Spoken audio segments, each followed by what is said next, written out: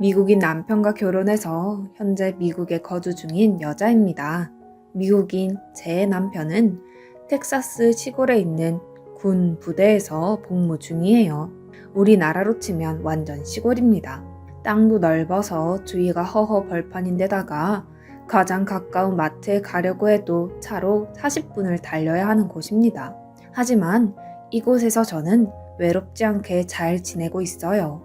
남편 동료의 아내들과 친해져서 친구처럼 지내고 있고 시댁도 멀지 않은 거리에 있거든요. 차로 30분 정도 거리니까 땅 넓은 미국에서는 이 정도면 이웃입니다. 시부모님은 한국에서 쭉 살다가 타국으로 시집을 온 저를 딸처럼 아껴주시고 예뻐해주세요. 특히 시댁 식구들 중에는 누구보다 저에게 힘이 되어주는 사람이 있는데요. 바로 남편의 여동생인 제시카예요. 저와 1살 차이가 나는 신우와 저에게는 특별한 인연입니다. 신우는 한국인이거든요. 정확히 말하면 한국계 미국인입니다. 한국에서 입양된 입양아예요. 유창하지는 않지만 한국말도 어느 정도 할 줄 알아서 의사소통도 가능해요. 신우의 얘기는 나중에 하고 먼저 제 얘기부터 시작할게요. 앞에서 말했다시피 저는 결혼 후 미국으로 오게 되었어요. 그전에는 미국과 전혀 상관없는 인생을 살았습니다. 저는 평범한 가정에서 외동딸로 태어났는데요. 형제 자매가 없어서 어린 시절은 매일 외로웠어요. 성격도 소심한 편이었고요. 그래서 놀이터에 가도 다른 아이들과 어울리지 못하고 구석에서 혼자 놀았습니다. 선뜻 다가갈 용기가 없었거든요. 그러니까 그때 제가 6살 때였어요. 그날도 저는 혼자 놀이터에서 모래놀이를 하고 있었습니다. 그런데 어떤 남자애들이 와서 모래놀이 삽과 그릇을 빼앗아갔어요. 저는 당황해서 어쩌지도 못하고 돌려달라고 조그맣게 말했어요. 그 애들은 그런 저를 놀리기만 했습니다. 그때 뒤에서 누군가 소리쳤어요. 야, 어디 남의 것을 뺏어가? 니들이 도둑이야? 경찰에 신고한다? 누군가 하고 뒤돌아봤더니 저희 동네에 사는 언니더라고요. 저를 괴롭히는 아이들을 향해서 휴대폰을 들고 소리치고 있었습니다. 아이들은 그 모습에 겁을 먹었는지 제 장난감을 던지고는 도망쳤어요. 언니는 제게 다가왔습니다. 신경 쓰지 마. 그런데 괜찮아? 왜 혼자 놀고 있었어? 언니는 다정하게 물었어요. 그제서야 안심이 된 저는 나도 모르게 울어버리고 말았습니다. 언니는 그런 저를 안아주며 달래줬어요. 나는 김지야. 너는? 그날 이후 우리는 친해졌습니다. 집도 가까웠고 부모님이 맞벌이를 하시는 탓에 유치원이 끝나면 늘 집에 혼자 있어야 했던 제게 언니는 선물 같은 사람이었으니까요. 당시 7살이었던 언니는 유치원에 다니지 않았어요. 언니는 동생이 있는데 형편이 넉넉지 못해서 그랬나 봐요. 언니는 자기 집에 데려가서 가족들도 소개시켜주고 맛있는 것도 주었습니다. 언니 남동생은 저보다 어렸는데 저를 잘 따르고 착했어요. 언니네 엄마와 아빠도 저를 무척 이뻐해 주셨고요. 저랑 1살 터울인 언니는 저의 유일한 친구이며 가장 든든한 백이었습니다. 제 얘기를 들으신 부모님도 언니한테 정말 고마워하셨고 제 손에 들려서 언니네 집에 선물을 보내거나 음식을 보내기도 하셨어요. 그러다 부모님들도 서로 친해지셨고요. 저희 부모님은 언니네 집 형편이 넉넉지 못하다는 걸 알고 계셨어요. 그래서 제 옷과 신발을 살 때 언니랑 언니 남동생 것도 함께 사서 선물하시고는 했습니다. 그러던 어느 날 언니는 자기네 집에서 자고 가면 안 되냐고 물었어요. 언니네 부모님과 남동생이 시골 할머니 댁에 가서 혼자 있어야 한다고요. 저는 왜 언니는 안 갔냐고 물었습니다. 그랬더니 할머니가 언니를 싫어한다는 거예요. 언니가 가면 걔집에는 왜 데려왔냐고 맨날 구박을 하신다고요. 그래서 언니가 가기 싫다고 했고 부모님도 허락을 해주셨다고 해요. 저는 엄마한테 허락을 받고 언니네 집에서 하룻밤을 보낼 수 있었어요. 당시 초등학교 1학년이었던 언니는 나이답지 않게 간단한 요리도 하고 설거지 청소도 다 잘했어요. 어린 제가 봐도 놀라울 정도로요. 그렇게 잘 자고 다음날 아침에도 언니랑 재밌게 놀고 있는데 저희 엄마가 찾아왔더라고요. 그런데 엄마 얼굴이 하얗게 질려 있었어요. 지아야, 얼른 나와. 아줌마가 갈 데가 있어. 엄마는 언니랑 저를 데리고 나와서 잡아놓은 택시에 태웠어요. 그리고는 기사님께 빨리 가달라고 부탁을 하시더라고요. 도착한 곳은 큰 대학병원이었어요. 엄마는 언니와 저를 병실로 데려왔어요. 그곳에는 환자 한 명이 병상에 누워 있었습니다. 언니네 아빠였어요. 붕대를 감은 채 누워 계시더라고요. 언니는 아저씨를 보자마자 울음을 터뜨렸습니다. 저도 언니를 따라 울었고요. 엄마는 언니랑 저를 달래주셨어요. 1시간 정도 지나니 저희 아빠도 병원으로 달려오셨어요. 안 됐어. 일단 우리가 장례식 절차를 밟아야 할 것 같은데. 저는 아빠가 무슨 말을 하는지 몰랐어요. 그런데 알고 보니 언니네 부모님과 남동생이 타고 있던 고속버스를 음주운전 차량이 들이받아 사고가 났던 것입니다. 고속버스 승객들 중에는 중상자와 사망자가 많이 나왔는데 사망자 중에 언니네 엄마와 남동생이 있었던 겁니다. 다행히 언니네 아빠는 운 좋게 목숨은 건졌지만 다리를 많이 다쳤다고 했어요. 의사 선생님 말이 수술을 해도 정상적인 활동은 불가능할 거라고 했대요. 저희 부모님은 꼼짝 못하는 아저씨 대신에 언니네 엄마와 남동생 장례식을 치러 주었어요. 그런데 조문객도 별로 없어서 적막하던 장례식장에 소동이 일어났어요. 언니네 할머니가 오셔서는 언니네 엄마 영정사진에 삿대질을 하며 고래고래 소리를 지르셨거든요. 네 인연이 내 아들 장애인 만들고 귀한 손자까지 데려갔냐? 그리고는 언니를 보시고는 왜 너만 살아남았냐고 쓸모없는 년이 살아남았다고 달려 드시는 거를 저희 아빠가 막으셨어요. 지금 생각해도 정말 말도 안 되는 소리입니다. 그렇게 하루아침에 가족을 잃은 언니와 아저씨는 혼이 나간 사람 같았어요. 아저씨는 보험으로 병원비는 해결이 되었지만 다리가 그렇게 되어서 배달 일도 그만두셔야 했습니다. 생활은 가능했지만 아저씨는 한동안 술만 드셨어요. 언니는 그 와중에도 꿋꿋하게 학교를 다녔고요. 언니는 저희 엄마가 보살펴 주셨는데요. 가끔 아저씨가 술을 많이 마시면 언니가 저희 집에 전화를 했어요. 그럼 엄마가 언니를 집에 데려와서 재웠습니다. 저는 언니가 밤에 몰래 우는 것도 많이 봤어요. 그렇게 2년쯤 지난 어느 날이었습니다. 집에서 숙제를 하고 있는데 언니가 찾아왔더라고요. 문을 열어보니 언니가 울고 있었습니다. 왜 그러냐고 물어보니 자기랑 같이 집에 좀 가자는 거예요. 아빠가 숨도 안 쉬고 아침에 학교 갈 때도 자고 있었는데 지금도 안 일어나.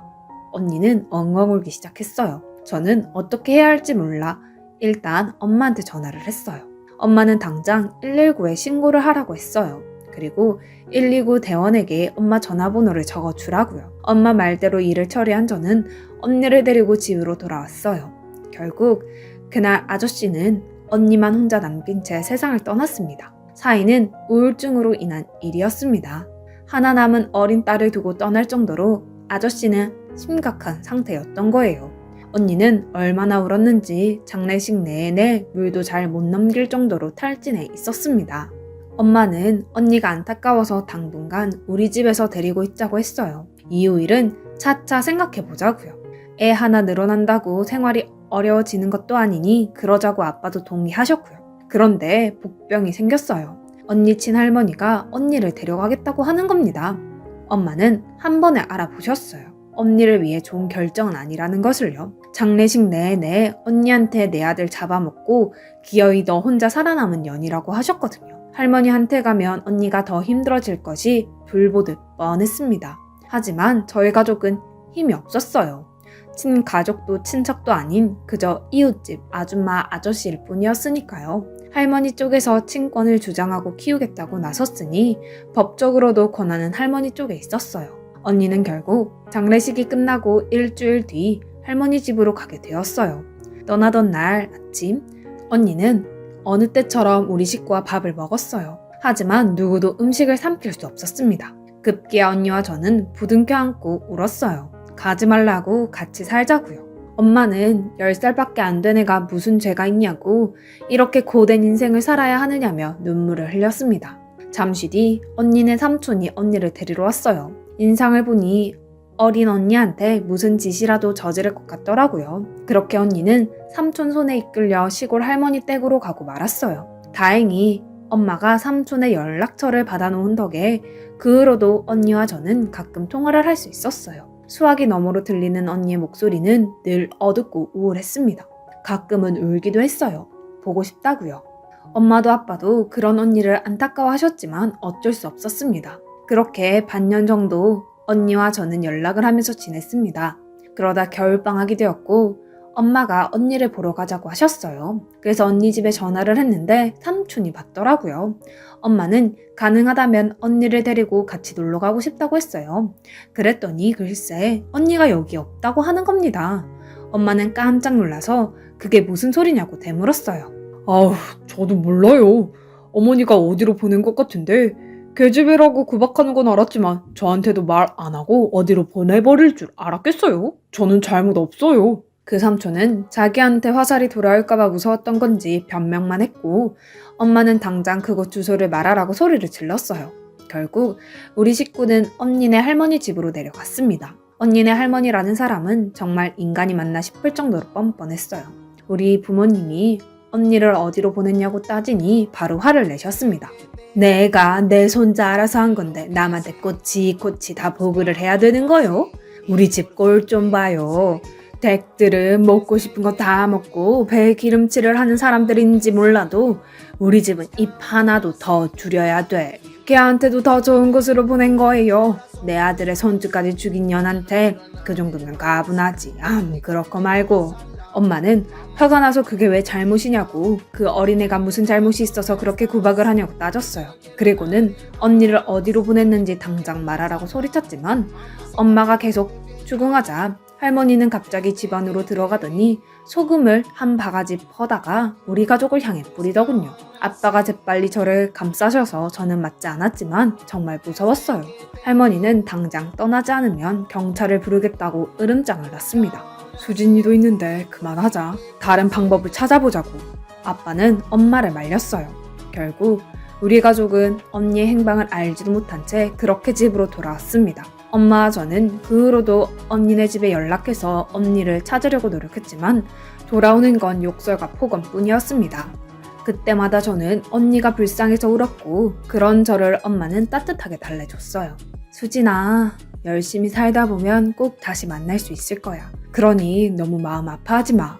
그 후로도 저는 언니에 대한 기억을 떨치기 힘들었어요. 꿈에 언니가 나오기라도 하면 더 그랬습니다. 다만 시간이 흐르면서 조금씩 언니를 떠올리는 날이 줄어들기는 했어요. 시간이 흘러 저는 대학에 진학을 했고 평범한 대학 생활을 보내고 졸업 학기를 맞았습니다. 취업 전쟁에 끼어들어 취업이라는 전쟁을 벌인 저는 다행히 전공을 살려서 외국계 기업에 입사할 수 있었어요. 직업상 외국인들을 많이 만났고 해외 출장도 많이 다녔어요.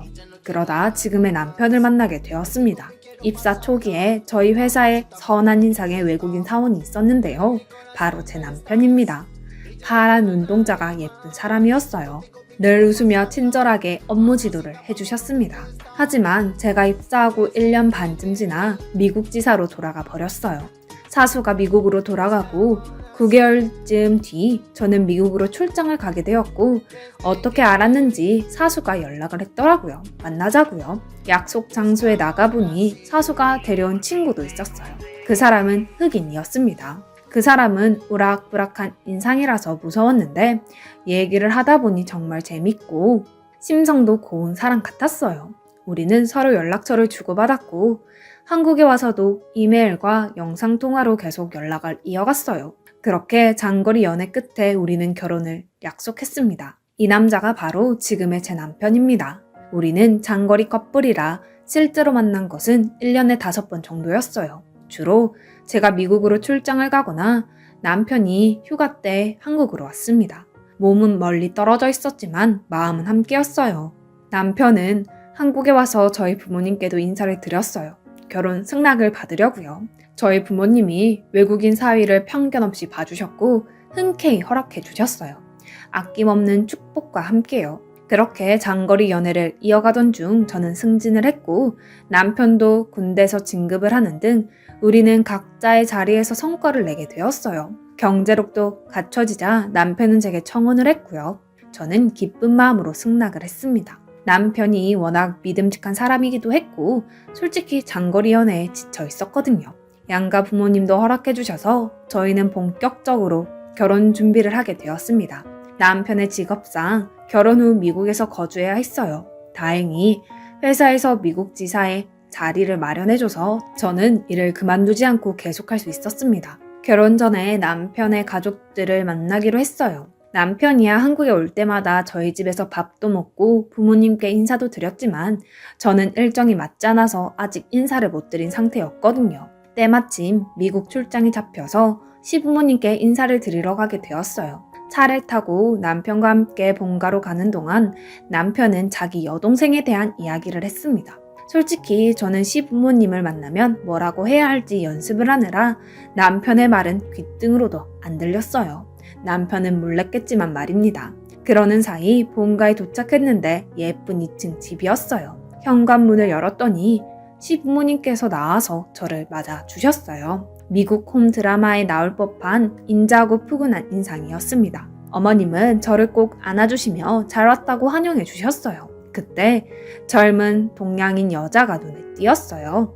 남편은 자기 여동생이라며 소개를 했습니다. 깜짝 놀랐어요. 흑인인 남편한테 동양인 여동생이 있을 거라고 누가 상상이나 했겠어요? 저는 그제서야 여동생이 입양된 동생이라는 걸 알았습니다. 차에서 흘려들었던 남편의 말이 바로 이런 얘기였어요. 저는 놀라지 않은 척 웃으며 인사를 했어요. 미국식으로 제 이름을 밝히면서요. 그런데 제 이름을 들은 남편의 여동생이 저를 보고 눈물을 흘리는 겁니다. 저와 남편 그리고 시부모님도 모두 당황했어요. 남편은 왜 그러냐고 여동생에게 물었습니다. 그러자 여동생은 제게 다가와서 말했어요. 영어가 아닌 한국말로요. 수진아, 지아 언니야. 어릴 때 같이 놀았던 지아 언니. 어설픈 한국어였지만 저는 그녀의 말을 알아들을 수 있었어요. 오랜 시간 제 마음속에 간직했던 한 사람, 지아 언니였으니까요. 정말 언니야? 언니는 어릴 적 얼굴이 많이 남아있지 않더라고요. 어릴 때도 예뻤지만 더 예뻐진 언니였습니다. 어느새 두 눈에 눈물이 가득 차오른 저는 언니를 향해 울먹이며 말했어요. 언니는 달려와서 저를 왈칵 끌어안았습니다. 저도 언니를 끌어안고 엉엉 울었어요. 남편과 시부모님은 이게 무슨 상황인가 어리벙벙하게 서 있다가 언니를 통해 제 이야기를 들으시고는 놀라서 입을 다물지 못하셨어요. 어머님은 세상에 무슨 이런 기적 같은 일이 있느냐고 눈물을 흘리셨어요. 언니는 저와 헤어진 이후의 이야기를 들려주셨어요. 당시 언니네 할머니는 언니를 지인집에 식모로 보냈다고 하더라고요. 언니 월급은 할머니 계좌로 꼬박꼬박 들어갔고요. 언니는 노예처럼 구박을 받으며 일을 했습니다. 고작 10살이었는데요. 견디다 못해서 3달 만에 몰래 집을 탈출했다더군요. 지쳐서 쓰러질 때까지 걷고 또 걷다가 저 멀리 교회 십자가를 보고 무작정 교회를 들어갔다고 했습니다. 그리고는 다짜고짜 목사님을 붙잡고 도와달라고 말하고 그대로 기절했다고 하더군요. 목사님은 언니를 교회 근처 보육원으로 데리고 가셨대요. 그곳에서 언니는 할머니한테 보내질 것이 두려워 이름을 말하지 않았고 부모님이 돌아가셨다는 말만 했다더군요. 목사님은 언니 나이가 있어서 입양은 힘들 거고 보육원에서 양육하는 걸로 하자고 했다나 봐요. 그런데 목사님의 예상을 깨고 언니를 입양하겠다는 부부가 나타난 거예요. 그게 저희 시 부모님이었습니다. 언니는 그렇게 입양이 되었고 10살 겨울에 미국으로 오게 되었어요. 미국에서 양 부모님의 사랑을 듬뿍 받고 자란 언니는 대학을 졸업한 뒤 현재 디자이너로 일하고 있다 했습니다. 언니는 저를 단 한순간도 잊어본 적이 없다고 하더군요. 미국에서 영어를 공부하면서 한국말이 흐릿해졌지만 제 이름만큼은 절대로 잊지 않으려고 매일매일 노트에 적어가며 기억을 했다고 했어요. 언젠가 꼭 만날 거라고 믿으면서요. 그런데 이렇게 한 가족이 되다니 정말 믿기지가 않는다며 너무 행복하다면서 어쩔 줄 몰라 하더군요. 저는 이 소식을 한국에 계신 부모님께 전해드렸어요. 부모님도 놀라서 입을 다물지 못하셨지요. 부모님은 결혼식 일주일 전에야 미국에 오셔서 상견례 자리를 가지셨는데 그때 언니를 보고는 정말 많이 우셨어요. 그건 언니도 마찬가지였습니다. 언니 말로는 한국에서 친부모님이 돌아가시고 저희 부모님을 엄마 아빠라고 생각했다고 하더군요. 할머니만 아니었다면 그때 한 가족이 될 수도 있었으니 틀린 말은 아니었습니다. 그렇게 감동적인 재회 후 저와 남편은 결혼식을 올렸고 저와 언니는 진짜 가족이 되었어요. 남편이 질투할 정도로 언니와 저는 늘 붙어 다녔고요. 시댁에도 자주 놀러가서 언니랑 밤새 수다를 떨고는 하는데요. 10년을 넘게 쌓이고 밀린 이야기를 풀어내기에는 밤이 너무 짧아서 늘 아쉬웠습니다. 어린 시절에 시작된 작은 인연이 10수년이 지난 지금 가족으로 완성될 줄 누가 알았겠어요. 저희 부모님이 먼 타지 생활을 걱정하셨는데 어릴 때처럼 언니가 있어 외롭지 않겠다면서 마음을 좀 놓으셨습니다. 멀고 긴 길을 돌아서 다시 만난 만큼 앞으로도 끈끈한 우정 이어가려고 합니다. 제 긴 사연을 들어주셔서 감사드려요.